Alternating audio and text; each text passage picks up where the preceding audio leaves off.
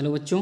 तो जैसे कि पिछले लेक्चर में हमने समझा था कि अरिथमेटिक प्रोग्रेशन होती क्या है, तो इस लेक्चर को कंटिन्यू करते हैं और इसमें हम लोग थोड़ा और डीप जाएंगे एपी में। तो एपी होती क्या है वो सारी चीज़ें हम समझ ही चुके हैं ऑलरेडी। तो हमने ए और डी भी समझा था क्या होती है, बस इसमें एक नया टर्म इंट्रोड्यूस हो रहा है एन। एन होता है नंबर ऑफ़ टर्म्स, जितने टर्म्स की बात हो रही है, नंबर ऑफ टर्म्स। लेट से हमारा एक एपी था, जो हम एक बेसिक एग्जांपल लेते हैं 159 वाला 13। तो ये एक एपी दी हुई है, हमको कहता है पांचवा टर्म निकालो, तो हम तो डायरेक्ट बता देते हैं कि हमारा कॉमन डिफरेंस तो इसमें 4 है, तो 13 में 4 ऐड हो जाएगा तो 17 आ जाएगा। ऐसे ही A6 भी हमारा निकल आएगा। तो A6 हमारा कितना निकल आएगा, डायरेक्ट हम A6 भी निकाल लेंगे 21। तो A6 A5 तो निकाल ले रहे हैं, मगर अभी इसी क्वेश्चन में कोई हमसे पूछ लिया कि भैया ये एक हमारी एपी है, इस एपी का हमको 50वां टर्म बताओ, फिफ्थ यानी कि 58 टर्म बताओ, मतलब 50वां टर्म क्या होगा। इस एपी को ऐसे चलती जाएगी तो इसका 50वां टर्म क्या होगा। तो ये चीज़ तो भैया बताने के लिए हम लोग अब 49 टर्म निकालेंगे नहीं कि अगले 49 टर्म निकालें फिर 58 टर्म को 49 में कॉमन डिफरेंस ऐड कर लें, ऐसे तो करेंगे नहीं क्योंकि इतना तो बहुत टाइम टेकिंग प्रोसेस है। तो इसके लिए सिंपल सा एक फॉर्मूला है। अगर हम किसी भी एपी का nth टर्म निकालना चाहते हैं, n की मतलब कोई भी हो टर्म, 50वां भी हो सकता है, 200वां भी हो सकता है, 1000वां टर्म भी हो सकता है। तो ए एन बराबर a plus n minus one into d, ये एक फॉर्मूला होता है। जैसे कि हमने इसी एग्जांपल लिया है, तो इसी एग्जांपल को सॉल्व करने की कोशिश करते हैं। ए एन क्या हो जाएगा हमारा, वो टर्म क्या होगा, जैसे 50वां टर्म हमको निकालना है, तो यहाँ पे एन की वैल्यू क्या हो जाएगी 50। अब यहाँ पे इस क्वेश्चन में ए की वैल्यू क्या है 1 और डी की वैल्यू क्या है 4। चलिए इस सारी वैल्यूज़ को इस फॉर्मूले में रखते हैं और ए एन निकालते हैं हमारा। तो ए एन क्या हो जाएगा इस क्वेश्चन के लिए, ए हमारा क्या है 1 प्लस एन क्या है, एन है 50 माइनस 1 इंटू डी क्या है 4। तो यहाँ से हमको क्या मिल जाएगा 1 प्लस 49 इंटू 4। तो यहाँ से 1 प्लस 4 9 से 36 का 3 और ये हो जाएगा हमारा 196। तो 196 प्लस 197। तो ये हमारा A50 आ गया, यानी कि इसका 50वां टर्म इस एपी का क्या आएगा हमारा 197। अगर हम इस एपी को ऐसे बढ़ाते जाएं और जो इसका 50वां टर्म आएगा वो 197 आएगा, ये हमारा A50 होगा। तो कुछ यूँ हम इस फॉर्मूले को लगा के, जो कि हमारा फॉर्मूला है a n equals to a plus n minus one into d, ये फार्मूला आप एपी के लिए एकदम घोट के पी जाइए, क्योंकि ये फार्मूला ही एपी का एकदम बेस है, मतलब एपी में सबसे ज़्यादा यूज होने वाला फार्मूला है। और इसको आप याद कर लीजिए, जिससे कि आपको क्वेश्चंस लगाते वक्त बिल्कुल भी दिक्कत ना हो। तो चलिए हम कुछ एग्जांपल जल्दी जल्दी से सॉल्व कर लेते हैं, और मैं कोशिश करूँगा कि ये लेक्चर ज़्यादा लंबा ना खींचे, क्योंकि बहुत ज़्यादा हमको लेक्चर को लंबा भी नहीं करना है। तो कोशिश करेंगे शॉर्ट में ही जितनी चीज़ें समझाई जा सके। तो चलिए एक क्वेश्चन और लेते हैं, एक क्वेश्चन क्या, अभी ये पहला ही क्वेश्चन है इस कॉन्सेप्ट पे। तो इसमें क्या है, find the 10th term of AP. एक एपी दी हुई है, हमको उसका 10th टर्म निकालना है। एपी क्या है 2 7 12, ऐसे करके एक एपी दी हुई है। तो आइए इसको जल्दी से सॉल्व करते हैं और समझते हैं कैसे कैसे क्वेश्चन को सॉल्व करना है, कैसे क्वेश्चन को अप्रोच करना है। तो हम लोग सिंपल से पहले तो हम लोग देखेंगे कि इसमें ए की वैल्यू क्या है। तो ए की वैल्यू हमारा फर्स्ट टर्म होता है ए 2, और कॉमन डिफरेंस क्या है 7 में 2 माइनस कर देंगे तो 5, ये हमारा कॉमन डिफरेंस मिल गया। एन की वैल्यू क्या है, ये 10th टर्म की बात कर रहा है, तो यानी कि एन क्या हो जाएगा 10। अब जल्दी से हम लोग को फॉर्मूला रख लेते हैं, ए एन बराबर a plus n minus one into d. अब तुरंत हम इस फॉर्मूले को लगा के ए एन की जगह पे क्या है A10, यानी कि A10 बराबर हमारा क्या हो जाएगा 2 प्लस एन क्या है 10 माइनस वन इंटू डी क्या है 5। तो यहाँ से क्या मिल जाएगा A10 बराबर 2 प्लस 9 हो जाएगा, 9 इंटू 5 45। तो यहाँ से हमारा A10 कितना आ जाएगा 45 प्लस 2 47, ये हमको डायरेक्ट 10th टर्म मिल गया। तो कुछ यूँ ही हमको सारे क्वेश्चंस को सॉल्व करना है। चलिए जल्दी से सेकंड एग्जांपल भी लेते हैं हम लोग। और तो यहाँ पे हम एक और एग्जांपल लेते हैं, question number 2।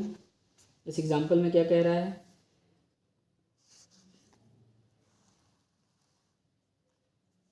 Which term of an A P is -81। यानी कि एक ए पी दी हुई है, मान ली ए पी हमारी ये दी हुई है 21, 18, 15 ऐसे करके एक ए पी दी हुई है। इस ए पी का कह रहा है कि 81 कौन सा टर्म होगा। तो क्वेश्चन जैसे कि आप समझ पा रहे हैं कॉन्सेप्ट वही है, बस क्वेश्चन को घुमा फिरा के देने की कोशिश कर रहे हैं जिससे हम लोग कन्फ्यूज़ हो। तो हम लोग को कन्फ्यूज़ बिल्कुल भी नहीं होना है दोस्तों, और हम लोग बस कॉन्सेप्ट पे स्टिक रहेंगे, कॉन्सेप्ट को ही ध्यान में रखेंगे तो हमारे सारे क्वेश्चंस होते चले जाएंगे। तो हम देखेंगे यहाँ पे हमको n की वैल्यू ना देके हमको an की वैल्यू दे दी गई है। यहाँ पे हमको an की वैल्यू दे दी गई है -81, और हमारे पास a की वैल्यू क्या है 21, और कॉमन डिफरेंस क्या है 8। तो कॉमन डिफरेंस निकालने के लिए हम लोग 18 में 21 माइनस करेंगे, ना कि 21 में 18। ये चीज़ हमेशा ध्यान रखिएगा दोस्तों, ऐसे करके बहुत सारे गलती करते हैं लोग क्वेश्चन को सॉल्व करते हैं, मगर हमें ये गलती नहीं करनी है। तो 18 में 21 माइनस करेंगे तो -3 आएगा। तो हमको an मिल गया, a मिल गया, d मिल गया। हमको इस क्वेश्चन में सिंपली n की वैल्यू फाइंड कर देनी है। तो चलिए आइए जल्दी से n की वैल्यू फाइंड कर लेते हैं। तो n की वैल्यू फाइंड करने के लिए हम क्या करेंगे, यहाँ पे हम सिंपल से फॉर्मूला पहले तो रखेंगे an बराबर a plus n-1 into D. तो an क्या है हमारी -81 है, a क्या है 21 प्लस n क्या है, n हमको नहीं पता है, n-1 लिख देंगे, d क्या है -3। अब जल्दी से इस इक्वेशन को सॉल्व कर लेते हैं। इक्वेशन इधर -81 है, ये 21 इधर आएगा तो माइनस में हो जाएगा, -21 बराबर इधर क्या बचेगा n-1 इंटू -3।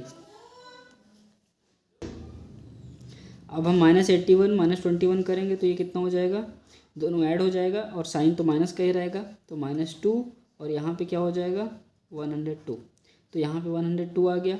अब ये -3 इधर मल्टीप्लिकेशन में तो इधर आएगा तो -3 डिवीजन में चला जाएगा, इधर n-1 तो माइनस से माइनस कट गया, 3 से कट जाएगा 3 टाइम और 4 टाइम। तो यहाँ से हमको क्या मिल गया 34, और इधर -1 है तो इधर आके +1 हो जाएगा तो 34 यानी कि n। तो यहाँ से हमको n की वैल्यू क्या मिल जा रही है, आप ध्यान से देखिए तो हमें n की वैल्यू यहाँ से क्या मिल जाती है, n बराबर 35, यानी कि इस AP का 35th टर्म जो होगा वो हमारा -81 होगा। सिंपल सा ये कॉन्सेप्ट, सिंपल सा ये क्वेश्चन, ऐसे ही घुमा फिरा के क्वेश्चन देंगे मगर हमको सिंपल सा यही फॉर्मूले में पुटअप करके वैल्यूज़ को फाइंड आउट करना है। तो चलिए आइए एक और एग्जांपल जल्दी से सॉल्व कर लेते हैं इसी क्वेश्चन का, इसी कॉन्सेप्ट को यूज करके। तो इस क्वेश्चन में क्या कह रहा है कि determine the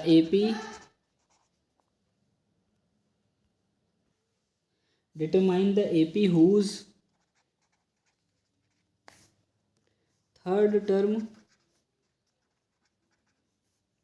is 5 and seventh term is 9। ये एक क्वेश्चन दिया हुआ है, हम इस क्वेश्चन को जल्दी से सॉल्व कर लेंगे इसी कॉन्सेप्ट को यूज करके। तो यहाँ पे हमको एक AP का 5th टर्म दिया है ना, नहीं सॉरी, एक AP का 3rd टर्म दिया है। तो एक AP का 3rd टर्म क्या हो जाएगा a प्लस, यानी कि n की वैल्यू अगर हम 3 रखेंगे तो 3 - 1 इंटू डी हो जाएगा। तो यहाँ पे क्या लिख सकते हैं a + 2d बराबर क्या हो जाएगा हमारा 5। ये हमारा पहला इक्वेशन हो गया। अब हमको 7th टर्म दिया है तो 7th टर्म क्या हो जाएगा a + 7 - 1 यानी कि 6, और d a + 6d हमारा क्या दिया हुआ है 9। तो ये हमारा 2 इक्वेशन हो गया। अब जैसे कि हम लोगों ने लीनियर इक्वेशन में 2 वेरिएबल्स को सॉल्व करते वक्त पढ़ा है सब्स्टिट्यूशन मेथड या फिर एलिमिनेशन मेथड से, कि जब 2 वेरिएबल्स और 2 अननोन होते हैं तो हम जल्दी से आसानी से दोनों की वैल्यूज़ निकाल सकते हैं। तो आइए हम इसकी वैल्यूज़ चेंज कर लेते हैं, यहाँ पे माइनस, इन दोनों को माइनस कर लेंगे। तो माइनस करते वक्त अलजेब्रा में हम लोगों ने पढ़ा है कि साइन चेंज हो जाती है, तो यहाँ भी माइनस हो जाएगा और यहाँ भी माइनस हो जाएगा। माइनस हो गया तो ए से ए माइनस होगा तो कट जाएगा, यहाँ पे क्या आ जाएगा -4d, और यहाँ पे क्या आ जाएगा -4। तो यहाँ से हमारा d आ गया 1। एक बार d आ गया तो हम लोग a भी निकाल सकते हैं। तो a + 2d बराबर 5 है, जहाँ पे d की वैल्यू हमारी 1 है तो d की वैल्यू यहाँ पे पुट कर देंगे सिंपल से। तो a + 2d, 2 × 1 2 ही होगा, बराबर 5। तो यहाँ से हमारा a की वैल्यू क्या आ गई, a बराबर 5 - 2, क्योंकि इधर +2 में है तो उधर जाएगा तो -2 में हो जाएगा। तो a बराबर 3। हमको ए मिल गया, हमको डी मिल गया, हमको दो वैल्यूज़ मिल गई। हमको फाइंड करना था क्या, जैसे कि फिर से क्वेश्चन में आते हैं वापस, डिटरमाइन द एपी। हमको एपी फाइंड करना था, तो एपी हम आराम से बिना हिचकिचाए लिख सकते हैं, क्योंकि हमने हमारा बेसिक्स स्ट्रॉन्ग है, हमने पिछले लेक्चर को बहुत ध्यान से पढ़ा था। तो हम एपी क्या लिख सकते हैं, पहला टर्म तो हमारा 3 है, तो 3 लिख देंगे। फिर हम डी को यूज करते हुए, डी क्या है हमारा 1, तो डी को हम ऐड करते जाएंगे 4 में डी को ऐड करेंगे तो 5 में डी करेंगे ऐड 6 में डी को ऐड करेंगे तो 7, ऐसे ही हमारी ये एपी बनती चली जाएगी। तो ये हमारा एपी है, जो कि यही हमारी रिक्वायर्ड एपी थी, जो इस क्वेश्चन में हमको सॉल्व करके बतानी थी। तो यहाँ पे nth term of an AP का हम मोस्टली सारे क्वेश्चंस कवर कर चुके हैं। सारे क्वेश्चन का मतलब है कि कुछ इसी टाइप के क्वेश्चंस एक्सरसाइजेस में होंगे, बस उनकी लैंग्वेजेस अलग होंगी, उनका लैंग्वेज अलग होगा, हाँ बाकी और सारी चीज़ें सेम ही होंगी। बस हमको कॉन्सेप्ट यही रखना है और फॉर्मूले को यही यूज करना है, और इसी कॉन्सेप्ट को यूज करके हम सारे क्वेश्चंस लगा लेंगे। तो अभी एक और सीरीज़ हम एपी का लाएंगे, जिसमें हम लोग सम ऑफ n टर्म्स निकालेंगे, जिसमें हम किसी भी एपी के n टर्म्स तक का सम कैसे निकाला जाता है वो समझेंगे। तो मिलते हैं दोस्तों उस लेक्चर में, अभी के लिए बाय बाय।